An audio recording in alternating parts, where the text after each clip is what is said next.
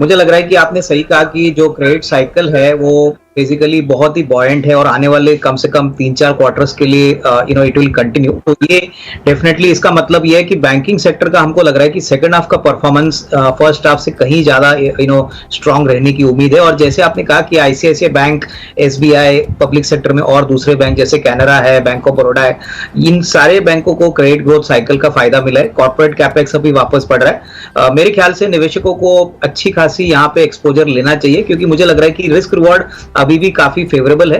Private sector में axis bank और ICICI bank हमारे पसंदीदा स्टॉक्स है क्योंकि हमको लग रहा है कि कहीं ना कहीं एसेट क्वालिटी का इशू अभी पीछे निकल गया है, क्रेडिट ग्रोथ बहुत स्ट्रांग है। और एसबीआई और मुझे लग रहा है कैनरा बैंक और बैंक ऑफ बड़ौदा, ये 2-3 जो पीएसयू के स्टॉक्स है, यहाँ पे भी अगर कोई चाहे तो एक पीएसयू का भी एक पोर्टफोलियो बना सकता है।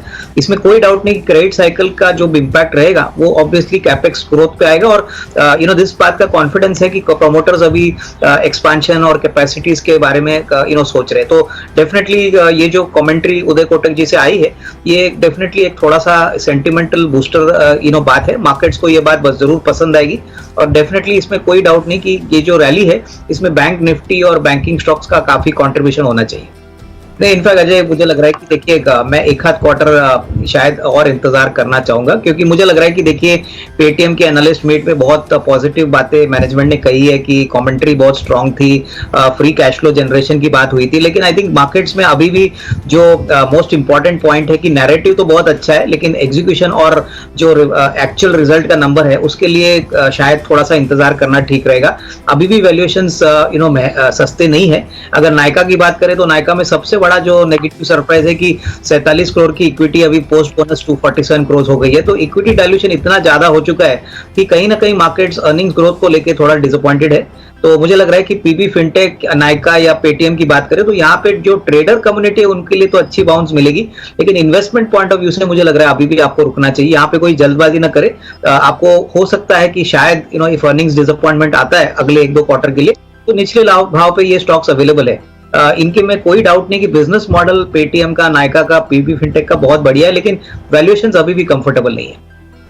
नहीं, बिल्कुल देखिए मिड कैप आईटी में डेफिनेटली जैसे आपने कहा कि परसिस्टेंट है। उसके बाद अगर हम डिजिटल की बात करें तो हैप्पीएस्ट माइंड्स भी एक अच्छी कंपनी है जहां पे कमेंट्री मैनेजमेंट की काफी स्ट्रांग है। मुझे लग रहा है कि देखिए मिड कैप आईटी तब चलेगा जब फ्रंटलाइन आईटी पहले बढ़ना चालू करेंगे और यहाँ पे हमारा जो कंफर्ट फैक्टर है वो बड़ी फ्रंटलाइन कंपनीज पे इनिशियली है जैसे कि इन्फोसिस है, टीसीएस है। मुझे लग रहा है कि कहीं ना कहीं मार्च के बाद होपफुली अगर कोई इंप्रूवमेंट ग्लोबल हेडविंड्स में आती है स्पेशली यूरोप को लेके तो यहाँ पे डेफिनेटली एक अपटिक आ सकती है। जो भी डिस्काउंटिंग हुई है नेगेटिव नंबर्स के लिए वो ऑलरेडी फैक्टर्ड हो गई है।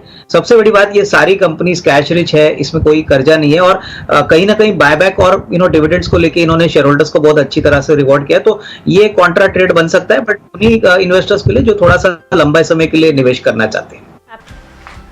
बिल्कुल मानसी, आई थिंक देखिए थर्ड और फोर्थ क्वार्टर बैंकिंग सेक्टर के लिए ट्रेडिशनली बहुत ही अच्छा होता है। थर्ड क्वार्टर तो एक फेस्टिवल क्वार्टर माना जाता है और जनवरी टू मार्च का क्वार्टर में मैक्सिमम निम्स की एक्सपेंशन आपको देखने को मिलती है।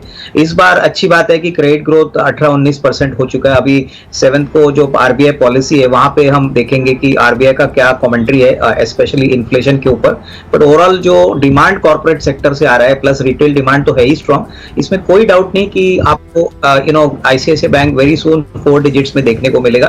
कहीं ना कहीं मार्केट ये अंदाजा लगा रही है कि मार्केट शेयर गेन तो होगा बट इनका जो डिजिटल इनिशिएटिव है बहुत ही एग्रेसिवली बढ़ रहा है और डिजिटल इन्वेस्टमेंट्स इन्होंने काफी किए हैं। इसका फायदा इनको आने वाले कम से कम 1-2 साल के लिए काफी सिग्निफिकेंटली निम्स में देखने को मिलेगा। तो आई थिंक ओवरऑल मार्केट्स कोई भी कारण से अगर थोड़ा बहुत सेल ऑफ देखने को मिलता है मुझे लग रहा है कि आपको इसको एक्यूमुलेट करना चाहिए। आईसीआईसीआई और एक्सिस बैंक दोनों ही काफी वेल पोजीशनड है और प्राइवेट सेक्टर में ये अच्छी खासी आपको अगले 6 से 12 महीने में एक रिस्क रिवॉर्ड दे सकते हैं। देखिए अजय, मुझे मेटल सेक्टर में टाटा स्टील हमको पसंद है। हमने पहले भी आपके चैनल पे बोला है कि इंटीग्रेटेड क्लियर है, काफी कर्जा, काफी डेट लेवल्स FY22 में कंपनी ने कम कर दिया तो बिजनेस थोड़ा सेफ हो जाता है।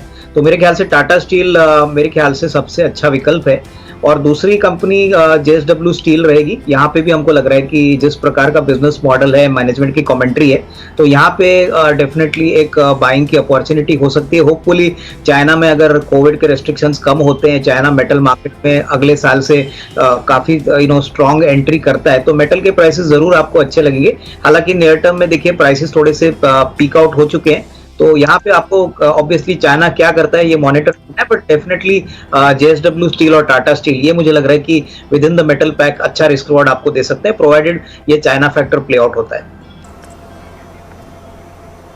ठीक है अविनाश जी, अगर आप हमारे साथ हैं तो एक बार जरा येस बैंक का जरा देखिएगा और जरा बताइएगा। मैं कल परसों भी इसके बारे में कह रहा था कि यूको बैंक ने और येस बैंक में अगर आप देखें तो यूको बैंक भी 14 रुपये से 22-23 रुपये शेयर हो गया था, बहुत शानदार चला। येस बैंक ने अगर कोई गलती की भी तो उसकी सजा इसको मिली हुई है। अभी अच्छा कंसोलिडेशन, 2 साल का लंबा कंसोलिडेशन है सर।